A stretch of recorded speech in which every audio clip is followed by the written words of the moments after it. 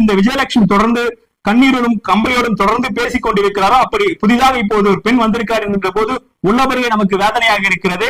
தந்தை பெரியார் இடத்திலே கேட்டார்கள், எது ஒழுக்கம் என்று கேட்டார்கள். தந்தை பெரியார் சொன்னார், ஆடை அணிவதிலோ அலங்காரம் படித்துக் கொள்வதிலோ பேசுகின்ற பாணியிலேயோ அல்லது உடை அணிவதிலேயோ அல்லது கற்ற கல்வியிலேயோ உங்களுடைய பொருளாதாரத்திலேயோ ஒழுக்கம் என்பது இல்லை.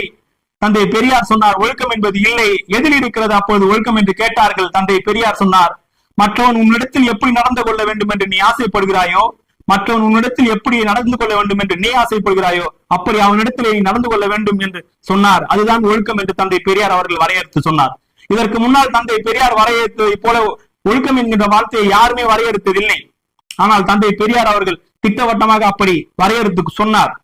நான் சீமானை பார்த்து கேட்கிறேன், சீமானை, உனக்கு ஒரு சகோதரி இருந்தால், உன் வீட்டில் ஒரு பெண் இருந்தால், விஜயலட்சுமியை போல பொது வெளியிலே கத்திக் கொண்டிருக்கிறாரே, அதை பார்க்கின்ற போது உனக்கு கருணையும் இரக்கம் ஏற்படவில்லையா?